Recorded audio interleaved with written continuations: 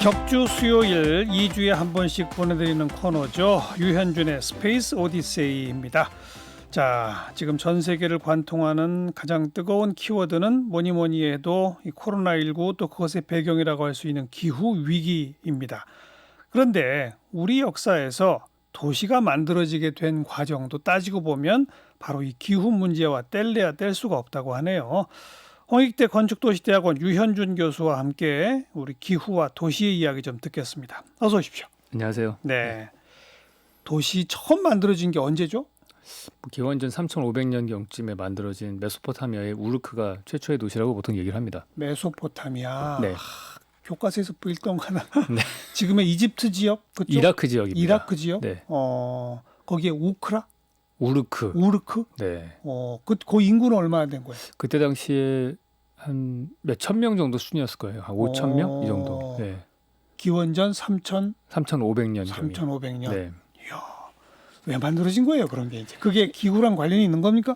그렇다고 볼 수 있죠. 왜냐하면은 이제 보통 마지막 비행하기가 끝난 게 기원전 10,000년 전쯤 그때쯤 끝났다고 얘기를 하는데요. 예. 그때부터 점점 기온이 오르고 원래 그 아라비아 반도 쪽이 숲으로 막 이루어져 있던 곳이었는데 기온이 올라가니까 물이 부족해지고 사막화가 진행이 된 거죠. 그러니까 물이 부족하면 사람들이 물을 찾아서 강가로 모이게 되고요. 그렇죠. 그러면 인구 밀도가 높아지죠. 그러니까 과거에 수렵 채집을 할 때에는 보통 한 사람이 먹고 사는데 한 100만 제곱미터가 필요했거든요. 예. 흩어져서 살다가 예. 물 때문에 모여드니까 사람들이 사냥을 못하게 되고 그러다 보니까 좁은 면적에서 많은 사람이 먹고 살 수 있는 방법을 찾다 보니 농업을 하기 시작을 했다 이렇게 볼 수 있죠.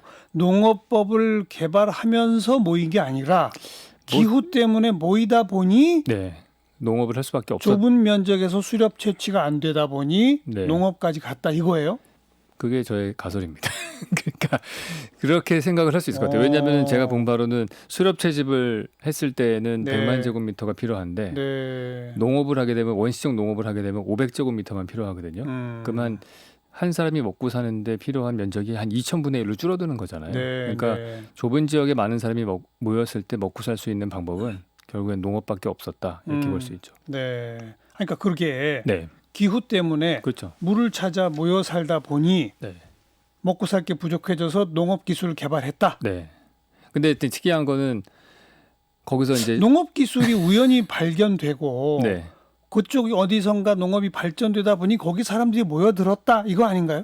저는 좀 반대로 생각을 합니다. 어. 약간 건축적인 관점에서 공간과 인구 밀도에 대해서 생각을 하면은 네. 그게 더 맞는 것 같아요. 왜냐하면 두 가지 선택권이 있었다면은 굳이 농업을 택하지 않았을 수도 있을 거 아니에요. 네. 그래서 그게 제가 보는 관점에서는 농업을 어쩔 수 없이 택했다.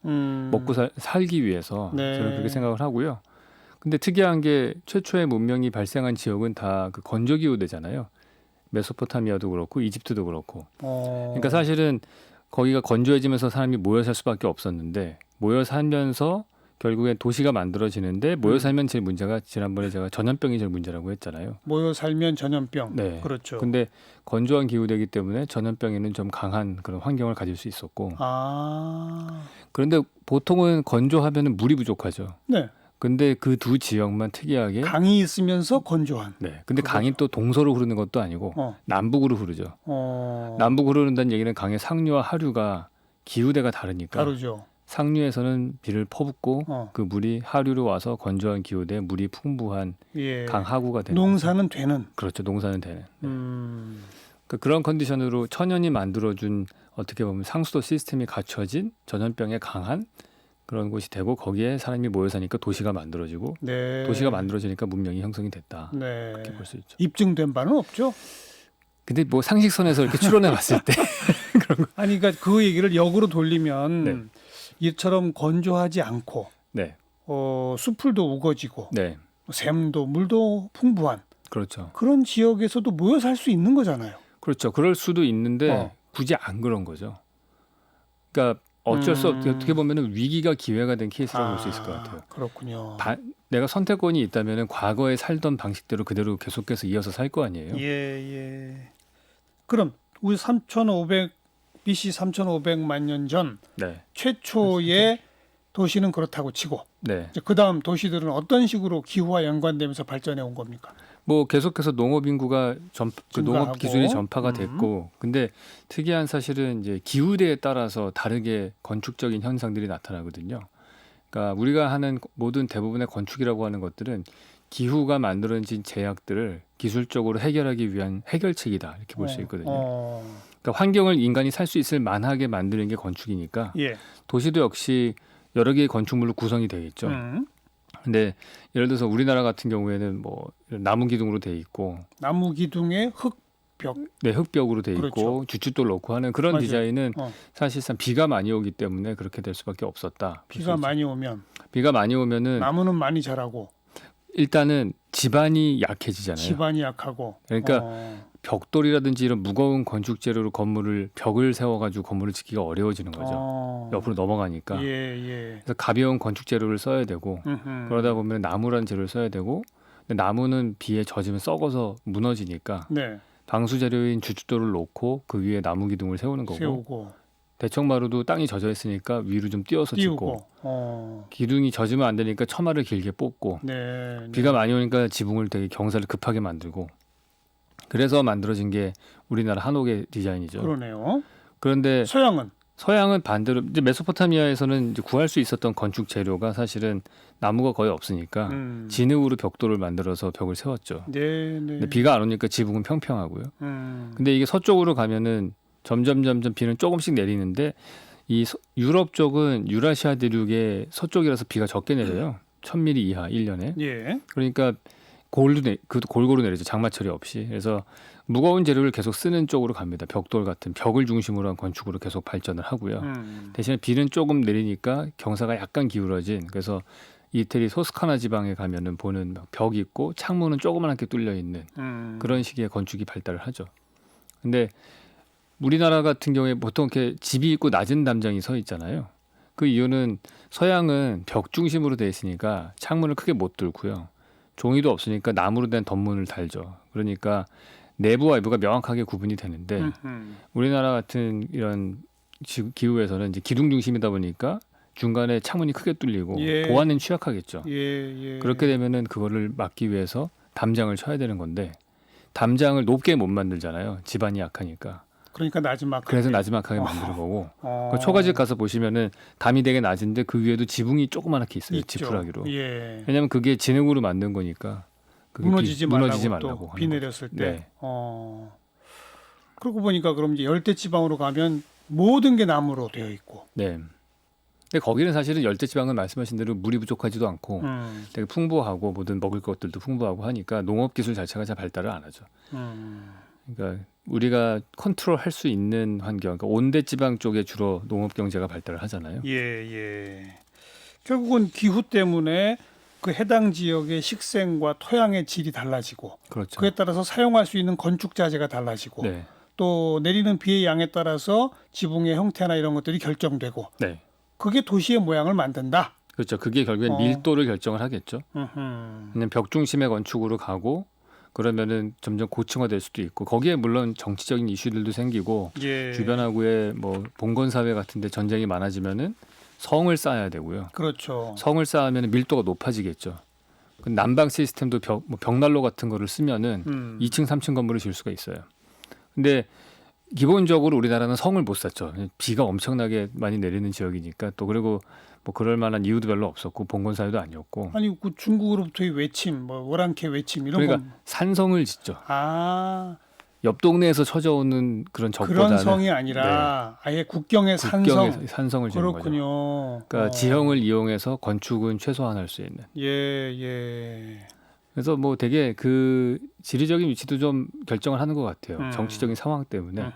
우리나라는 중국에 어떻게 보면은 왕이 인증을 받으면은 뭐 조선 팔도는 어느 정도 정치적으로 안정을 시킬 수가 있었으니까. 네. 그래서 특별하게 성을 쌓을 이유가 점점 없었다고 볼 수 있는데 반면에 일본은 그렇지 않죠. 그렇죠. 일본은 중국의 영향권이라고 보기 어려우니까 자기들끼리 싸우다 보니까 성을 춘추 시대를 다 보냈잖아요. 네. 자기들 내부에서. 그렇죠. 네. 그러니까 높이 집을 올리고. 네, 밀도가 높은 그런 그렇죠. 도시 환경을 만들 수 있는 거죠. 그래서 그건 정치적 환경에 따른 또 조건 변화네요. 또 그런 영향인 것 같습니다. 그럼 이제 옛날 얘기는 그 정도 해보고 최근의 기후 변화, 기후 위기 네. 이거는 우리 도시에 어떤 영향과 어떤 변화를 가져올까요, 이제? 그러니까 사실 이것도 똑같이 지구 온난화는 똑같은데 이게 지구가 자연스럽게 만들어낸 온난화라기보다는 빙하기가 끝나고 이렇게 된 네, 그런 게 아니죠. 그게 아니죠. 네, 이건 아니고 요즘에는 지구 온난화라는 말을 쓰지 않고 이상 기후라고 하잖아요. 그렇죠. 네, 그래서 그게 얘기를 들어보면 문제가 서서히 온난화되고 서서히 기후가 바뀌는 거는 문제가 안 되는데 적응할 수 있죠. 네, 적응이 충분히 가능한데 문제는 올해에는 엄청나게 비 내리다가 내년엔 갑자기 비가 안 내리다가 그렇죠. 그러니까 농작물을 예측이 불가능하게 되면은 그게 더 심각한 문제라고 그러더라고요. 네. 그래서 농업 경제가 사실은 더 심각한 타격인 것 같고요. 맞아요. 사실은 건축 도시적인 환경으로 봤을 때는 딱히 우리가 어느 정도 자연 환경을 다 컨트롤한 상태에서 생활을 하고 있기 때문에 환경이라는 게 그래서 아마 이 상태가 계속되면은 점점 우리의 생활들이 실내화되고 그다음에 대형 실내 공간으로 들어가려고 하고 그 쇼핑몰 같은 것들이 그런 대표적인 케이스죠. 예, 그런 거에다가 근데 거기다 플러스 코로나가 닥쳤으니까 실내에서는 생활하지만은 개인화된 그러면서 사이즈는 좀 큰 이런 것들이 점점 뭐 대세의 흐름이 될 수도 있겠다 그런 생각을 합니다. 네. 비가 많이 오다가 또 가뭄이 오래되다가 네, 즉 외부 환경으로부터 인공적으로 인위적으로 네, 보호해 줄 수 있는 실내 장식 실내 공간들이 필요해진다. 네 그런 그거는 좀 우리가 예를 들어서 미세먼지 많아지고 하니까 오히려 쇼핑몰에 더 많이 갔잖아요. 네, 네. 필터된 공기에서 숨을 쉬기 위해서 그런 방향. 근데 사실 바람직하지는 않죠. 인간은 자연 환경과 더불어 살아야 되잖아요. 네, 더불어 살아야 되고 더 어. 심각한 문제는 그런 환경에 처할 수 있다라는 거는 엄청난 에너지를 써야지만 가능한 거고. 에너지 없이는 그 실내를 유지 못하죠. 네. 그렇다는 얘기는 그 에너지를 만들어내려면 또 또 환경을 파괴해야 되는 거고. 지구 온난화를 가져오는 거죠. 네.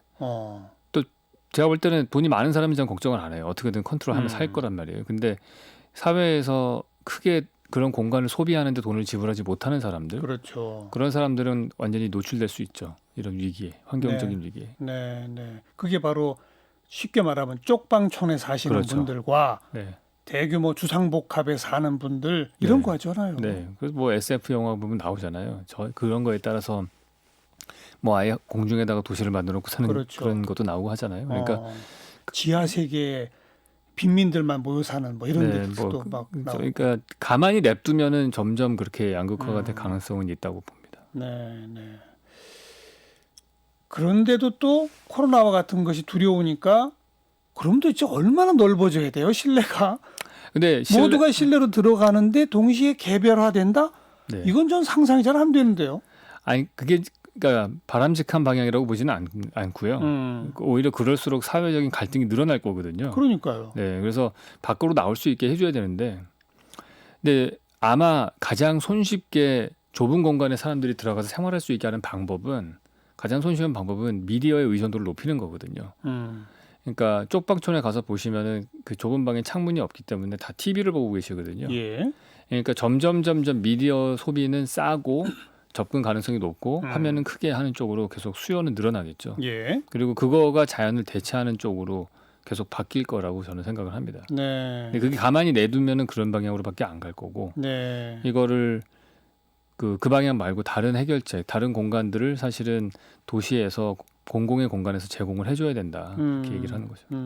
지금 대한민국은 도시화의 진행이 다른 어느 나라보다 굉장히 높죠. 높잖아요. 네.